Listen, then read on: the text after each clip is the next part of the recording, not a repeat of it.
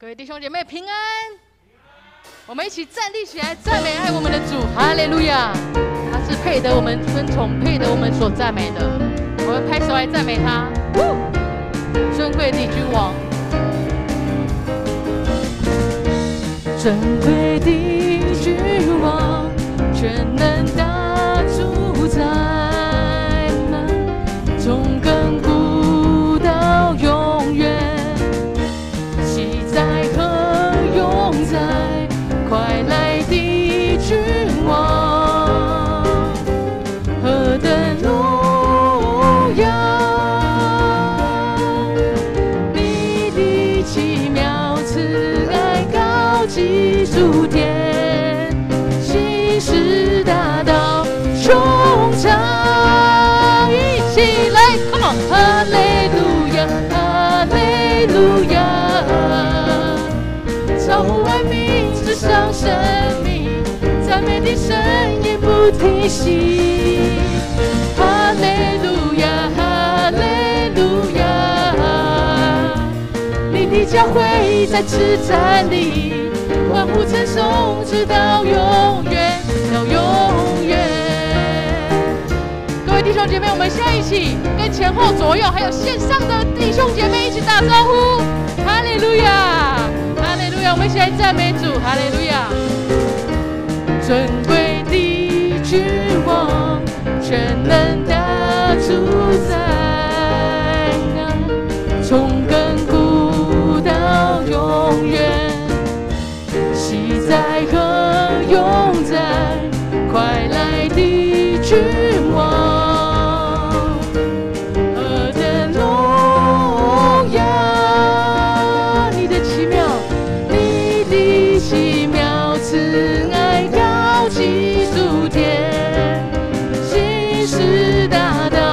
穹苍一起 ，Come on， 哈利路亚，哈利路亚，造物万民之上生命，赞美的声音不停息，哈利路亚，哈利路亚，哈利路亚，你的教会在此站立，欢呼称颂，直到永远，到永远。 奇妙，你的奇妙慈爱高及诸天，心事大道穹苍，一起哈利路亚，哈利路亚，我们可以跳起来赞美他，我们可以用拍手跳舞来赞美他，让我们赞美的声音不停息，哈利路亚，哈利路亚，你的教会在此站立，欢呼称颂，直到更大声的来赞美他，哈利路亚，哈利路亚，哈利路亚，哈利路亚，造物万民之上生命，赞美的声音不停息，哈利路亚，哈利路亚，哈利路亚。 你的教会在此站立，欢呼称颂，直到永远。你的教会在此站立，欢呼称颂，直到永远。你的教会，你的教会在此站立，欢呼称颂，直到永远，到永远。哈利路亚！我们不停止拍手来赞美他。 他是配得我们赞美的，让我们的赞美不停息，继续接下去。哈利路亚！我们要歌颂他的名，称颂他的名，我们要天天传扬他的救恩，因为他的爱是何等的美好。哈利路亚！一起拍手来赞美他，嘿！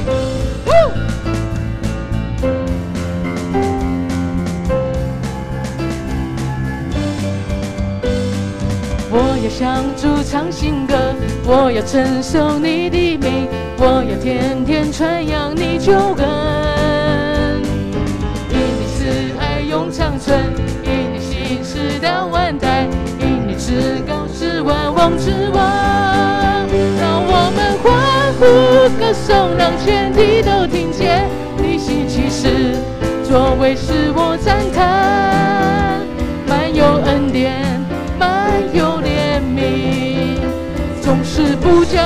失去盼望。让我们欢呼歌颂，让全地都听见你拯救我，使我力量盾牌。应允呼求，使我心里有能力赞美你，让全地都听见。我们一起拍手来赞美他。是的，我们要不停止赞美，我们的赞美要让全地都听见。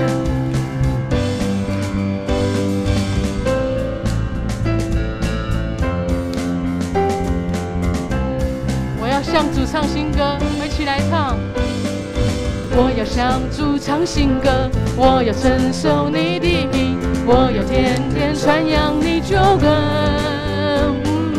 你慈爱永长存，因你心事到万代，因你至高是万王之王。一起来，让我们欢呼歌颂，让全地都听见你新奇事，作为使我赞叹，满有恩典，满有怜悯，总是不叫我失去盼望。他是让我们有盼望的神。欢呼歌颂，让全地都听见你拯救我，使我力量盾牌。应允呼求，使我心里有能力赞美你，让全地都听。让我们欢呼再一次，让我们欢呼歌颂，让全地都听见你新奇事，作为使我赞叹，满有恩典。是的，他满有怜悯，他不叫我们失去盼望，我失去盼望。让我们欢呼歌颂，让全地都听见你拯救我，使我力量盾牌。应允呼求，使我心里有能力赞美你，让全地都听见。应允呼求，应允呼求，使我心里有能力赞美你，让全地都听见。应允呼求，应允呼求，使我心里有能力赞美你，让全地都听见。我们持续拍手来赞美他。他使我们的心里有能力，我们向他祷告，向他求，他是我们的力量，是我们的盾牌。哈利路亚，他值得赞美，他配得称颂的。谢谢主耶稣，你爱我们每一个人，谢谢。各位弟兄姐妹，我邀请你们一起闭上眼睛，我们现在预备我们的心，我们打开我们的心，我们邀请圣灵坐到我们的心里面来。他有丰盛的怜悯，他对我们的爱是浩大的，是无穷无尽的。谢谢主，谢谢主耶稣，你爱我们每个人。我们这时候愿全心全人全意到你的面前，放下自己。我愿全心荣耀耶稣，放弃依靠我自己的骄傲。你的祝福，你的祝福无法测度，靠你能力，我能胜过世界。而我不再看我所有成就，如同手中珍宝，一切奖赏都不能够与你的恩典相比。耶稣基督，我的依靠，你的十字架是我永远的荣耀。生命每个气息都是属于你，我的源头，我的盼望是你我主。我愿全心荣耀耶稣，因你恩典是我的新生命。你的怜悯，你的怜悯触摸我心，你慈爱为我的软弱效力。而我这一生别所求，只愿更认识你。所有成就都不能够与我的主荣耀相比。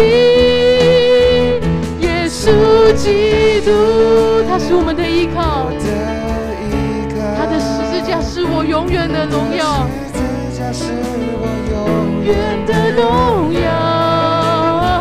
生命每个气息都是属于你，我的源头，我的盼望，耶稣基督，我的依靠。我们可以高举双手来跟他说：主耶稣，你是我们的依靠，我的生命是属于你的，你是我的源头，是我的盼望，你是我这一生随时的帮助，随时的渴望。源头，我的盼望，耶稣，耶稣基督，我的依靠，你的十字架是我永远的荣耀。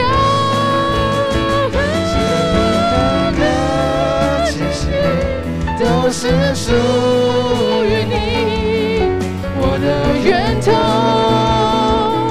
我的盼望，耶稣基督，我的依靠。我们一起来说，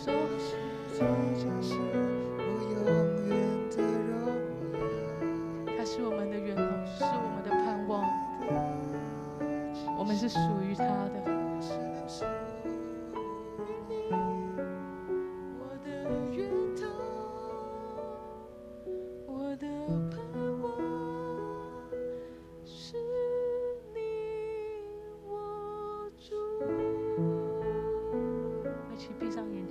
做个祷告。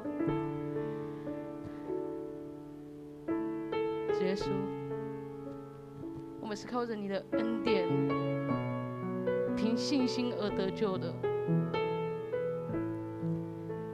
我们在这世上有软弱，有无助，有时候失去盼望的时候。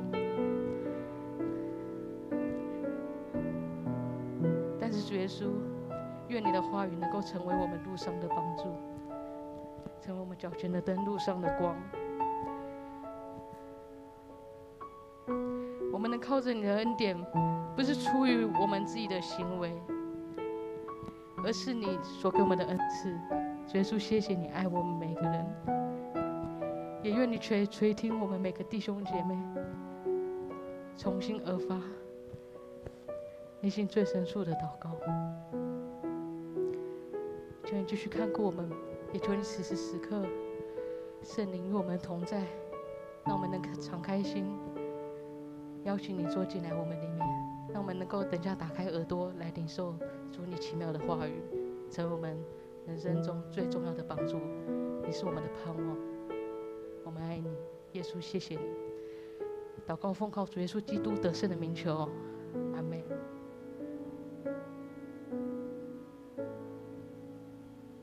我们一起用使徒圣经来宣告我们的信仰，请。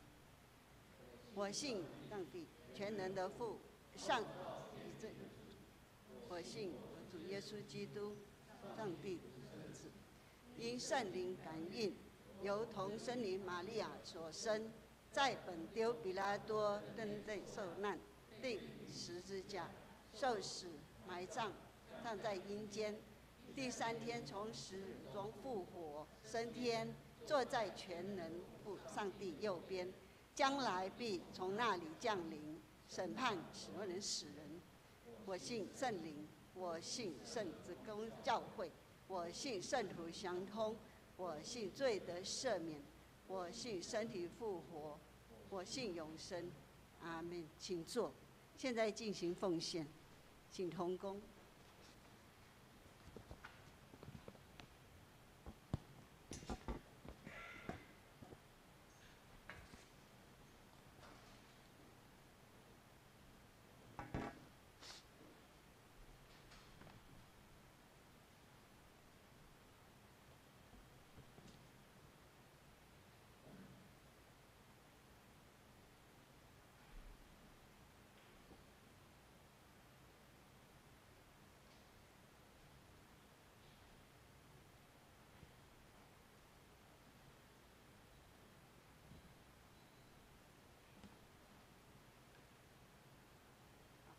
起来祷告。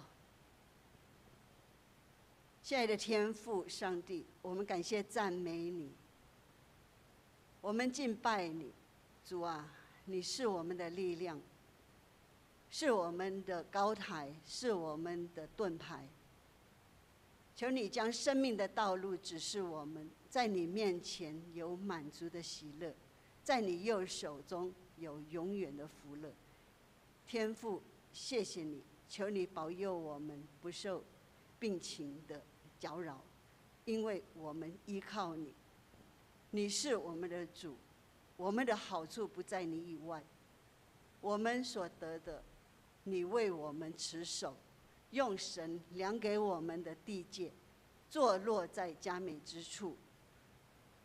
我的产业实在美好，我们赞美你，亲爱的父神，谢谢你，各样美善的恩赐都是从天父众光之父那里来的，是永远不改变的。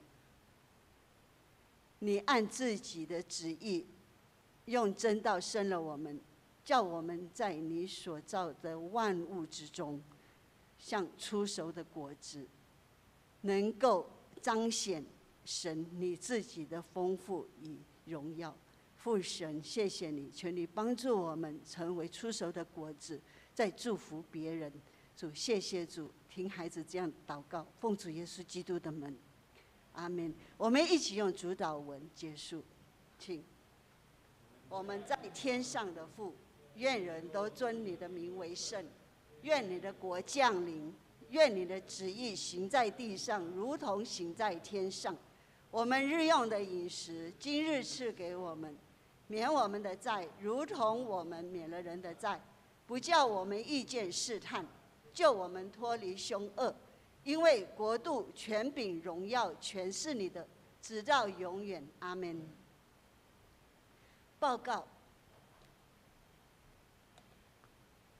教会消息，6月5号下个礼拜日为圣灵降临节，将举行本年度的第3次圣礼典，请要受洗的还是坚信你的弟兄姐妹们，向牧师报名，以安排相关事项，事宜，也请各位会友预备自己与主同坐席。第二点，为使圣餐服事同工有更友善、便利的工作环境，教会1楼厨房料理区将进行全面改装，敬请期待。第3点，近期请留意个人的身体状况，若有确诊、居家隔离或需要自主健康管理的状况，请务必遵照防疫的规定。愿主的医治与平安与大家同在，也愿主保守大家不过于惊惶。第4点，2022年4月份的教会财务报表已经公布，请自行参阅。我们团契消息，松年团契、琴社团契与妇女团契，因为病情发展，5月这月我们一直都先暂时停，什么时候开始再看我们那个教会再通知。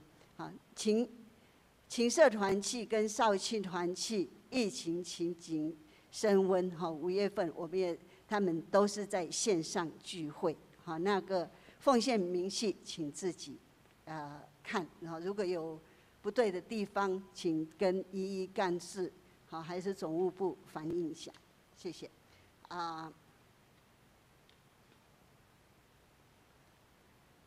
今天我们要读的圣经是记载在新约圣经，在以弗所书第2章8到10节，2章8到10节，请我们一起用心来攻读，一起来攻读神的话语。以弗所书2章8到10节，请我们大家一起。你们得救是本乎恩，也因着信。这并不是出于自己，乃是上帝所赐的；也不是出于行为，免得人自夸。我们原是他的工作，在基督耶稣里造成的，为要叫我们行善，就是上帝所预备叫我们行的。今天讲到一节牧师讲到的题目是出死入生，请一节牧师。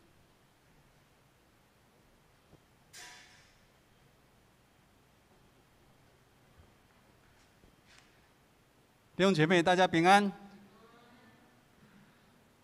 上帝透过四季，透过每一天的变化，向我们启示非常多的东西。这一阵子，这几天下了好大雨，我想每一个人都快发霉了。而且也跟今天的经文今天我的主题出死入生。今天太阳出来，大家应该也会能感受到说，整个身体好像非常非常的湿，这就是很盼望阳光出现，太阳照射，将我们心里面的一些湿气把它照掉。教会的礼拜堂地下室这阵子每天那个除湿机都至少有1桶水。我想家里面尤其住1楼的话，刚刚魏长老说他们住在竹围，他们1天有3桶除湿机除3桶，哦，真的是非常的恐怖。那开始之前，我们先做个祷告。天父上帝，我们感谢你，在这个疫情严峻的时刻，求主帮助我们。愿你的话语来激励我们，愿你的话语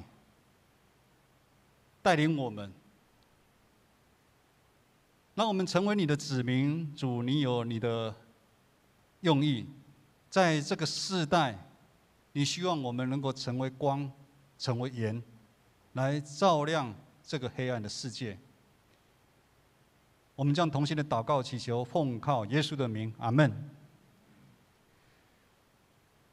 当始祖亚当夏娃受引诱犯了罪之后，带来的结果就是让我们全人类陷入在罪恶的当中，让我们失去了跟上帝的关系，人活在邪恶的世间，受掌管世间的魔鬼控制。魔鬼让我们人照着我们自己的私欲，我们肉体上面的需要来生活。看有时候我们享受到很多的荣华富贵、权势，甚至是地位，其实我们过的是很没有盼望的一个生命。就好像诗篇90篇10节这么说：我们的一生的年日70岁，身体强壮可能到80岁，但是其中有什么好夸口呢？大部分都是劳苦忧愁。我们的生命转眼就即逝，我们便如飞而去，我们就不见了。人失去上帝的祝福的日子，就是这样的一个悲哀。看我们台湾这个小岛，早期经过战争、外来的统治，渐渐走向民主自由，让我们的生活好像经历到了初始。所谓的初始，就是以前的贫困啊。入生，我们被解放了。解放什么？我们在生活上面渐渐的富裕起来。这是一个会让人非常羡慕的一个年代。现在的富裕是有史以来最让人羡慕的一个时代。这是所有住在这一块土地上面，不分你是从哪里来的，你是哪一个族群，我们一起努力打拼得来的一个成果。这中间更有从全世界其他国家对我们台湾的帮助跟关心。其实这是上帝对我们台湾极大的一个恩典跟祝福。但是很可惜，因为人的罪性的因素，几十年过去了，我们台湾常常在政治上面、在族群上面的问题，在伤害了我们这一块的土地的人们。常常有许多的对立跟冲突出现，让我们一直心里在想：这样的冲突跟对立什么时候才要结束呢？而这样的情况又让我们陷入了一个什么？本来已经是光明的没有陷入在黑暗当中。今天的经文，以弗所书2章8到9节，牧师再读一次：你们得救本乎恩，也是因着信。这并不是出于自己，而是神所赐的；也不是出于行为，免得有人自夸。以弗所书的作者保罗先生，当他在大马士革遇到复活的主耶稣基督的光照了之后，他的生命经历了180度的改变，他成为宣扬福音的大使命、大使者。保罗深深知道，只有基督的福音、基督的恩典，可以让人有改变的机会，这是他自己亲身的经历。只有基督的恩典才可以解决什么？解决一些人认为没办法解决的一些事情，也让我们的生命可以经历出死入生那转变的一个机会。所以我们知道，当保罗从基督领受福音之后，他就到很多的地方去传福音。在圣灵的带领之下，教会在很多地方被建立，上帝的名被高举。相信耶稣基督的人都经历跟保罗一样，出死入生的盼望啊！他们的生命渐渐离开黑暗魔鬼的控制，走向光明属灵的道路。这是初代教会非常美的一个见证。我们说信仰遍地开花。我们台湾150年来，在早期宣教师以及我们许多信仰前辈努力底下，我们台湾也一样，许多愿意将心门打开接受耶稣的人，他们也经历了出死入生的一个盼望。但是牧师之前有讲过，我们人目前活在魔鬼控制的一个世界，我们的人心很容易就受到引诱，我们很容易就忘记上帝的恩典。这个也就是保罗今天写这封信主要的一个用意。8到9节，保罗说：“你们可以得到这个救恩，不是出于你们自己，也不是出于你们做了什么事情。救恩本身是来自于上帝，但是我们会看到以弗所教会里面的外邦基督徒跟犹太基督徒，他们互相夸口，互相指责，他们的信仰开始出现偏差，造成教会许许多多的对立出现。这样的对立不是发生在2000多年前，在现代的教会一样，有许多的对立跟冲突在发生。可能是在文化上面，在传统上面，甚至在语言上面的发生。我们知道人受罪恶、骄傲、死亡的控制，我们人在本性上面是比较喜欢做自己的主人，所谓的自我中心啊。纵使成为基督徒的人，你说请他交托，凡事交托给上帝，其实交托是很困难的。我们人的本性也是怎么样？比较喜欢掌握一切，为什么？会比较安全感。我们人的本性甚至喜欢盼望得到什么？所谓的养儿什么？以前的养儿防老啊。我把你养这么大，等我老了，你总要照顾我吧。我们都希望有一些回报，以至于我们在信仰上面也是这样，仿佛是一种交易式的信仰。所谓交易式的信仰，就是我透过我来礼拜，我来奉献，我服侍上帝，那你可以给我怎么样的祝福？这是一种交易式的信仰。其实这个也是一般外面民间宗教的信仰。当上帝没按照你的意思的时候，我们的信仰马上就跌倒了。弟兄姐妹，这些都是魔鬼最厉害的武器，让我们人感觉到有的东西都是靠自己打拼得来的时候，我们就会去看清其他人，我们就会觉得我这个人比其他人强，比其他人厉害，甚至会让我们这个人有时候会有很多的不甘愿，很多的委屈，甚至很多的嫉妒产生，以至于我们会渐渐放大自己的问题，自然而然，我这个人我就超越上帝，我们的分量就会看得比上帝还重。当我们用人的想法，而不是用上帝的做法的时候，牧师刚刚讲的，在我们台湾很多的政治上面的问题，很多族群上面的问题，永远没办法解决。甚至在教会里面，很多的我刚刚讲的是文化上面的冲突、传统上面的冲突，甚至语言上面的冲突、事工上面的冲突。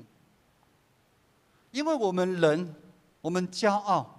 我们会担心，我们会害怕，我们坚持我们自己的想法，因为我们想巩固我们自己的堡垒，让我们的堡垒看似非常的安全，以至于我们不敢放手交托给上帝，我们也不愿意让上帝对我们还有调整的机会，让上帝将我们心里面的属灵的眼睛打开啊！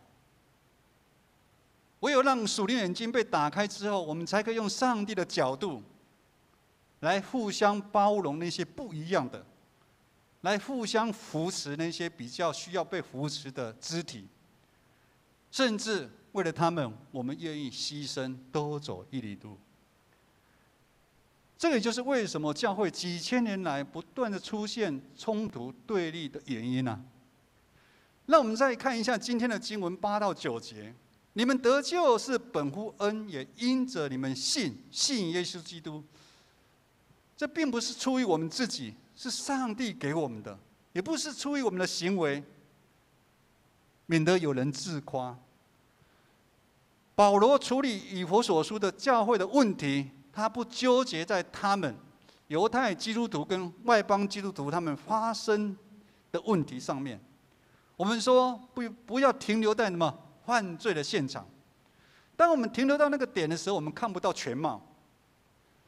使徒保罗他直接将问题带到赏赐恩典、救恩源头的上帝那边，让大家完全转向上帝那边。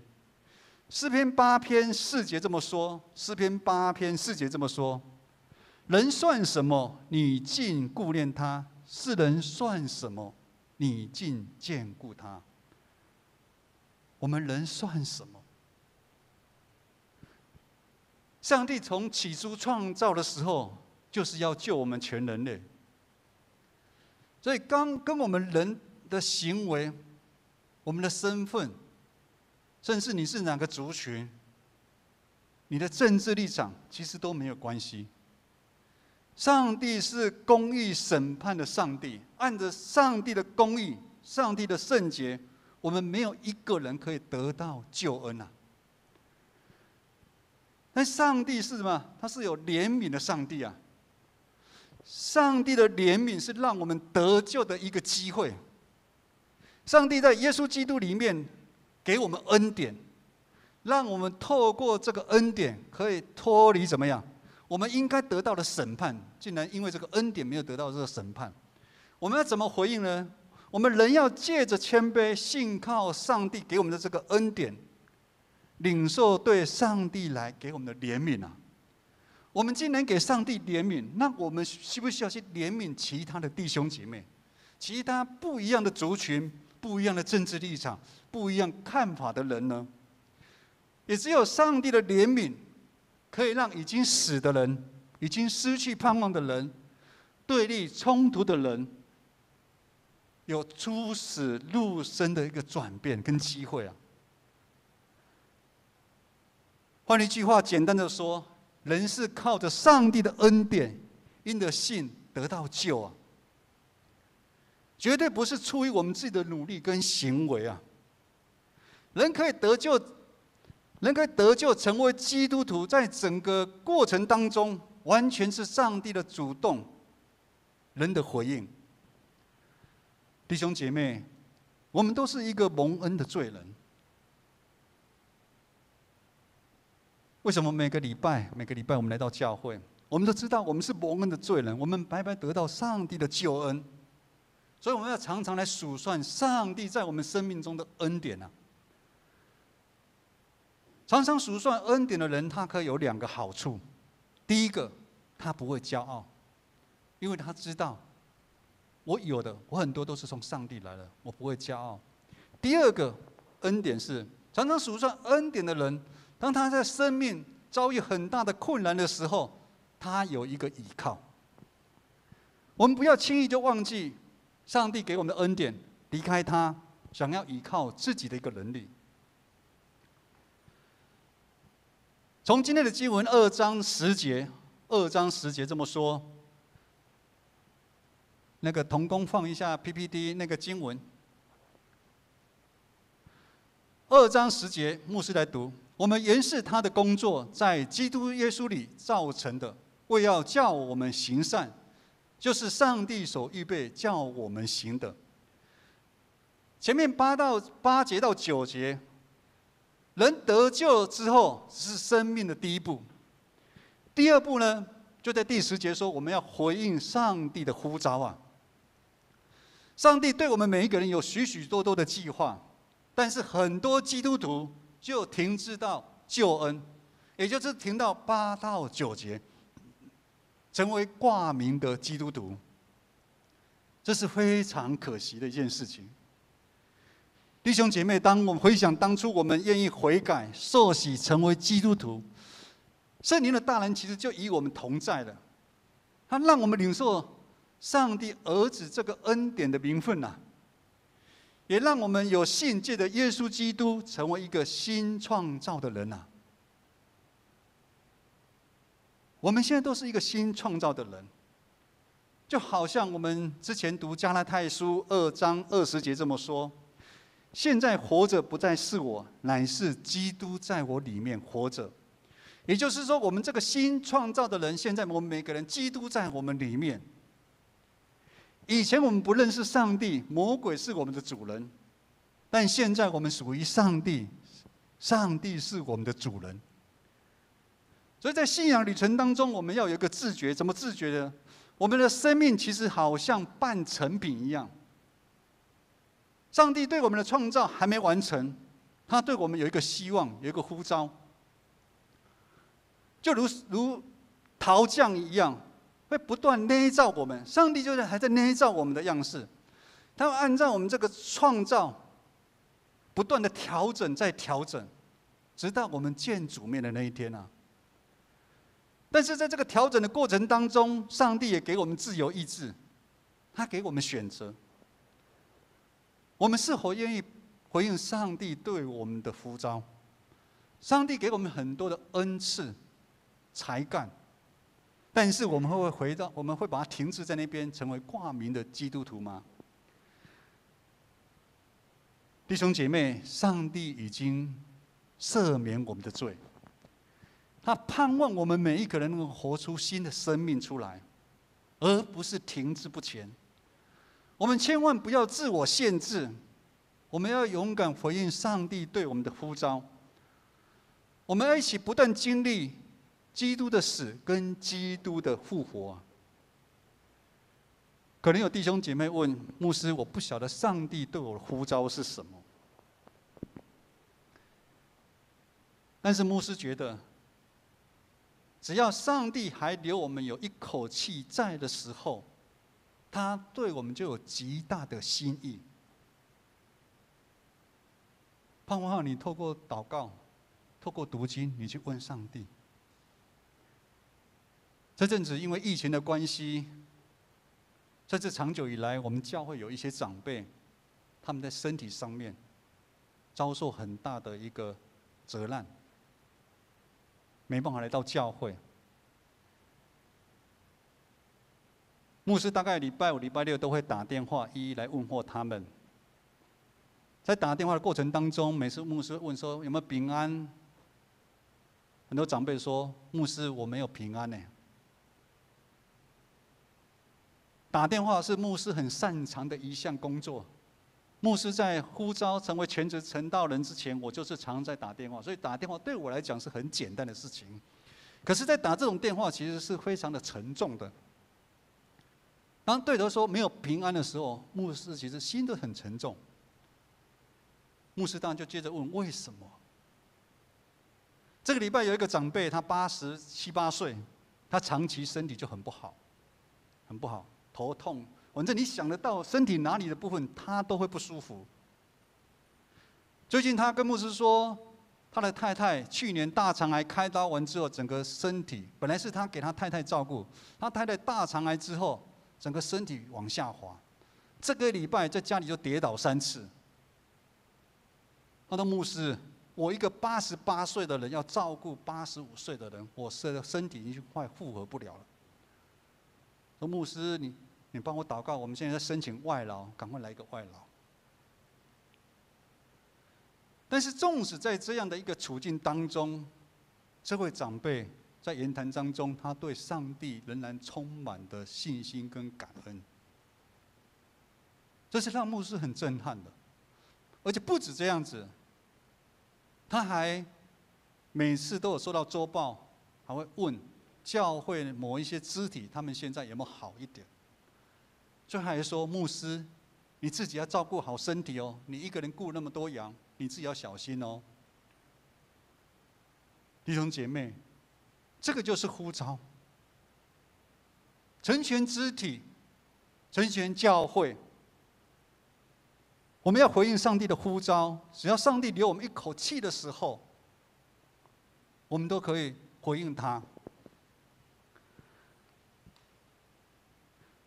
最后，不只是在我们刚刚讲的政治上面，或者是族群上面，我们碰到的一个难题。其实我们在生活在这个世上，我们就常常有许许多多的苦难，有许许多多的限制，特别在这个疫情底下，有很多的无常会发生在我们的周围。我们慢慢觉得，我们的周围有亲朋好友开始确诊。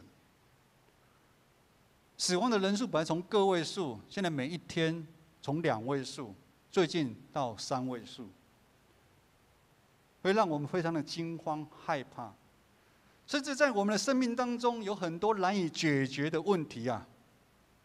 那是因为在我们人来看，我们觉得那个无解的。我跟陈宇翔的结从高中开始我们就解不开了，那是会用我们人的角度来看，我们解不开的。但是弟兄姐妹，这些问题都可以在耶稣基督牺牲的爱里面，耶稣基督的恩典当中，我们被解决哈。当上帝呼召牧师成为全职传道人的时候，在整个现实的生活当中，我有很多的欠缺，我也觉得我有很多的不够，我觉得我不够格，甚至我有很多对我自己的怀疑。惊慌跟害怕，我配得这样荣耀的职分吗？但是最后，牧师愿意回应呼召的原因，有一点我很清楚的就是，在我生命的经历过程当中，上帝带领了我，如同保罗一样经历出死入生那样大的一个调整，一个改变。我不想再回去以前没有主耶稣基督那样的一个日子，那样的生命。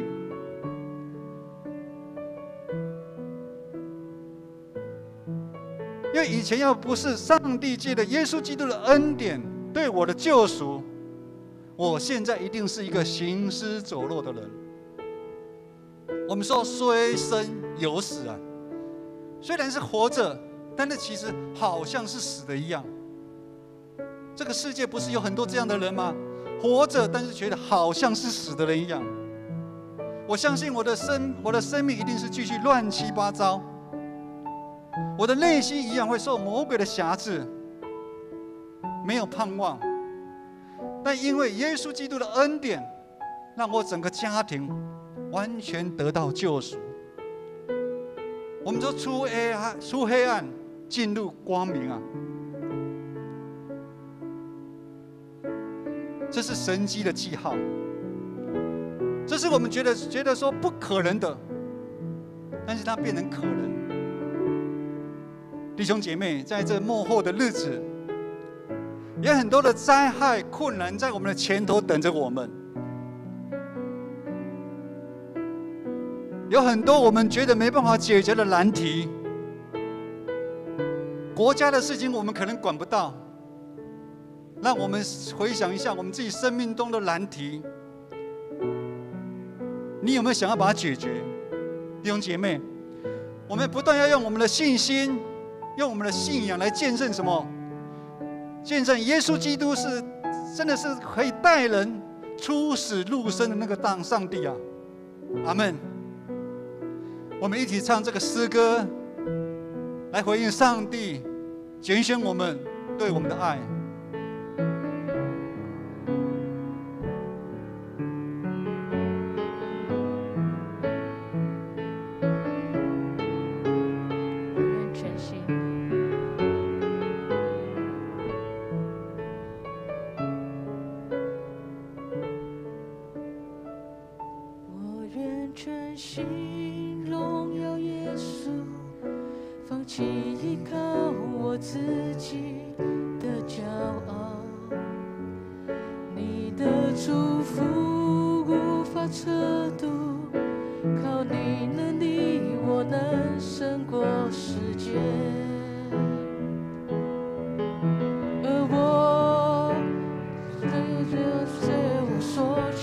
PPT 愿更认识你的奔跑，一切奖赏都不能够与你的恩典相比。耶稣基督，我的依靠，你的十字架是我永远的荣耀。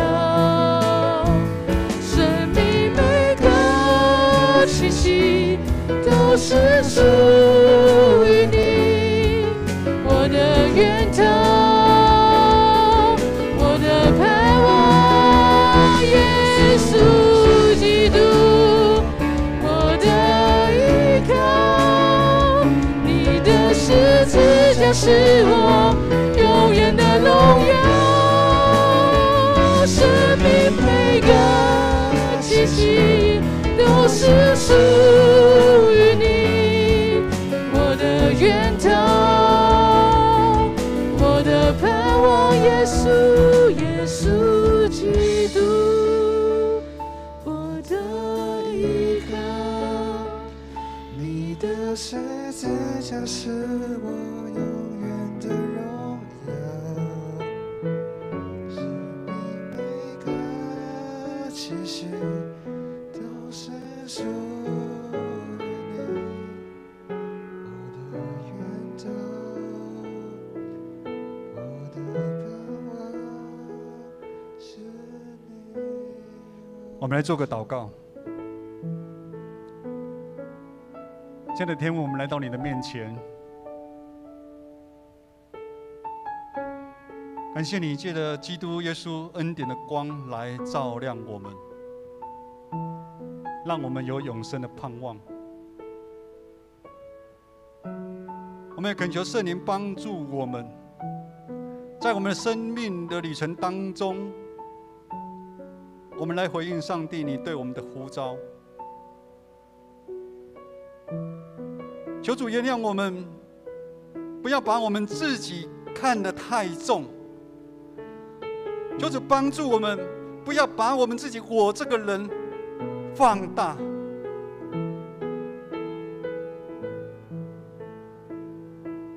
求主你的恩典帮助我们，你的怜悯帮助我们，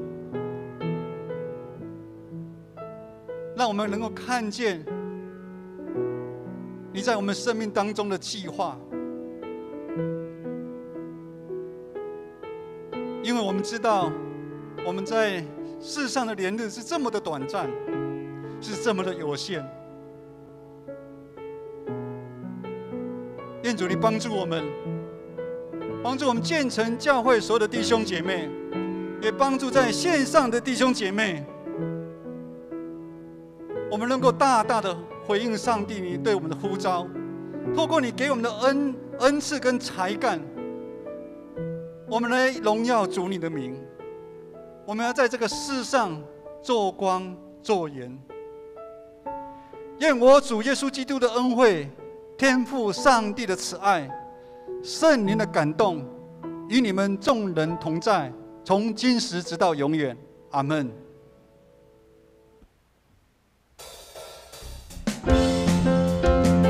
一起拍手。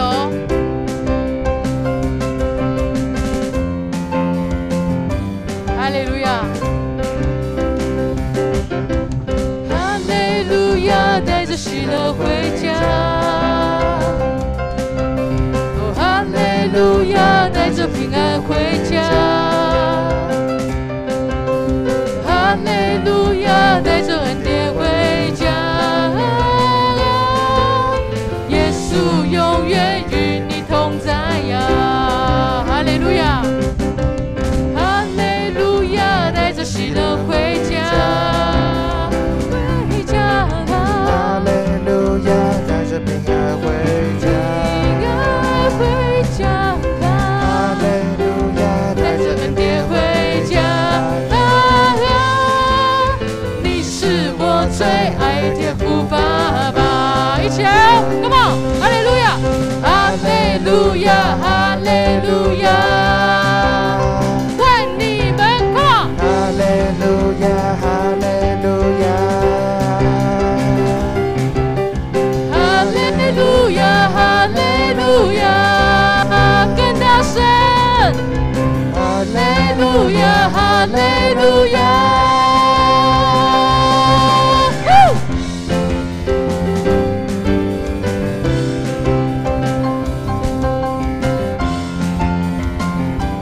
我一起来哦！呀！哈利路